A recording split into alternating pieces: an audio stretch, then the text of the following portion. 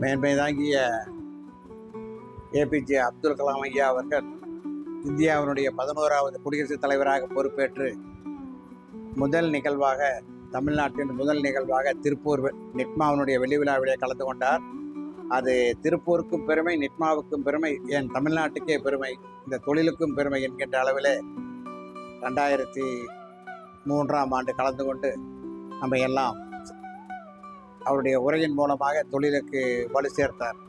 அப்படிப்பட்ட ஐயா அப்துல் கலாம் அவர்கள் பல முறை நிட்மாவை பற்றி பல இடங்களிலே தன் செய்தியை பரப்பியிருக்கின்றார். குறிப்பாக அவர் நம் வெளிவிழா நிகழ்ச்சியை முடித்துக்கொண்டு டெல்லி சென்ற பின்னால் சில நாட்களிலேயே இராணுவ வீரர்கள் மத்தியில் பேசுகின்ற வாய்ப்பை பெற்ற அவர் சியாச்சின் மலை உச்சியிலே இராணுவ வீரர்களோடு பேசும்போது நிட்மாவினுடைய ஸ்லோகன் யுனைடெட் வி வின் என்கின்ற ஸ்லோகனை சொல்லி, இது தமிழ்நாட்டிலே திருப்பூரிலே நிட்மா என்ற சங்கத்தினுடைய ஸ்லோகன் என்று சொல்லி நிட்மாவுக்கு இராணுவ வீரர்கள் மத்தியிலேயே ஒரு பெருமை சேர்த்தவர்.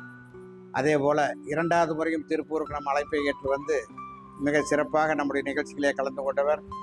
நம்ம தொழிலுக்கு இடையூறுகள் வருகின்ற காலகட்டத்திலெல்லாம் நாங்கள் அவரை சென்று அவரிடம் குறையேற்ற போது தக்க அதிகாரிகளிடமும் அமைச்சர்களிடமும் எடுத்து சொல்லி அதற்கான நிவாரணங்களை பலமுறை பண்ணி கொடுத்தவர். திருப்பூர் ஒட்டுமொத்த ஏற்றுமதி தொழிலுக்கும் சேர்த்து செய்தவர்.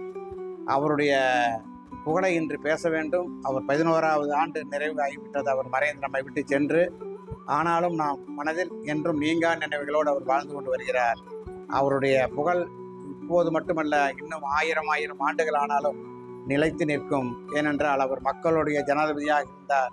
நாட்டினுடைய ஜனாதிபதி என்பதை விட உலக மக்களுடைய ஜனாதிபதியாக அவர் இருந்தார். அதுவும் பள்ளி குழந்தைகள் மீது அவர் காட்டிய பரிவும் அன்பும் மிக மிக அளப்பரியது.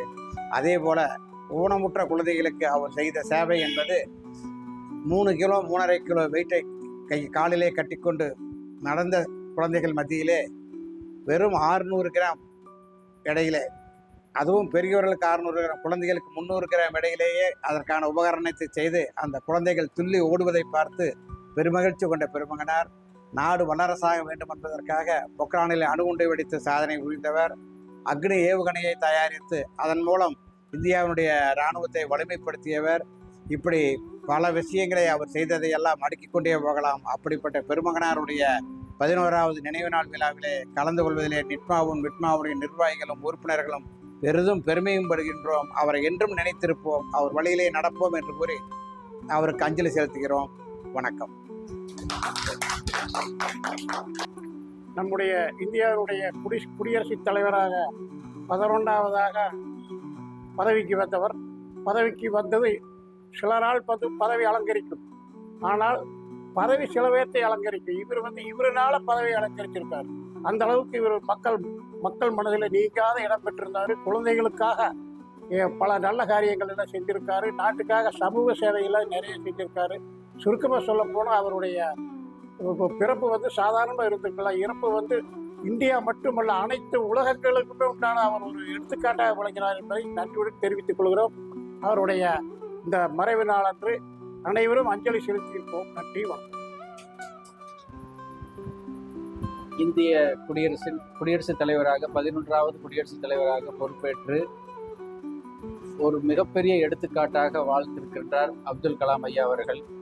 அவர்களுடைய வாழ்விலே நடந்த ஒரு சில நிகழ்வுகளை நாம் இப்பொழுது நினைவு கூறுகிறோம்.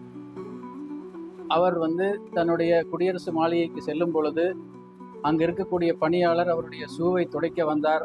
இந்த வேலை இன்று முதல் உங்களுக்கு இல்லை என்று சொல்லி அவருக்கு அதற்கு மாற்றாக தோட்டத்து வேலையை செய்வதற்காக அவர் பணித்திருந்தார். அவர் தன்னுடைய பதவிக்காலம் முடிந்து அங்கிருந்து கிளம்பும்போது அந்த தோட்டத்தை சுத்தம் செய்யும் அந்த தண்ணீரை கொண்டு எனது சூட்கேஸை சுத்தம் செய்யுங்கள் என்று சொன்னார்.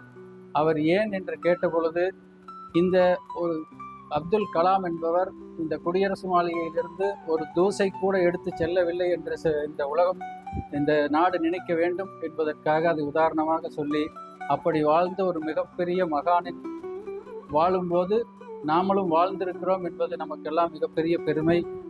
இந்த நினைவு நாளில் அவருடைய வழியை பின்பற்றி நாம் அவர் காட்டிய வழியில் செல்வோம் என்று கூறி அவருக்காக இந்த அஞ்சலியை காணிக்கையாக்குகிறோம். நன்றி, வணக்கம். 11வது ஜனாதிபதியாக பொறுப்பேற்று ஜனாதிபதியுடைய பதவியை எவ்வளவு மிக பிரமாதமான நிகழ்ச்சி என்பதை எடுத்து காட்டினார்கள். அதே போல சாதாரண மக்கள் கூட, மாணவர்கள் கூட அப்துல் கலாமை நேசிக்கிற அளவுக்கு ஒரு நிகழ்வை ஏற்படுத்தினார். அதே போல மிக சிறந்த ஆராய்ச்சியை கண்டுபிடித்து இந்திய மக்களுக்கு ஒரு நல்ல வாய்ப்பை உருவாக்கினார். இன்னும் சில ஆண்டுகள் வாழ்ந்திருந்தால் நிச்சயமாக இந்தியா ஒரு மிகப்பெரிய ஒரு மாற்றத்தை கண்டிருக்கும். அதே போல ஜனாதிபதி வெளியேறுகிற போது, பதவி முடித்து வெளியேறுகிற போது மற்றவர்கள்லாம் லாரியில் சரக்கு கொண்டு போவாங்க. ஆனால் அப்துல் கலாம் வெறும் கையோட ஜனாதிபதி மாளிகையிலிருந்து வீட்டுக்கு சென்றார். அதான் இந்தியாவுக்கு ஒரு வழிகாட்டியாக, ஒரு எளிமையை எடுத்து காட்டுகிற விதமாக அமைந்தது. அவருடைய அப்துல் கலாமுடைய நினைவு இளைஞர் மத்தியிலே என்றென்றும் நினைவில் இருக்க வேண்டும் என்று அன்போடு கேட்டுக்கொள்கிறேன். வணக்கம்.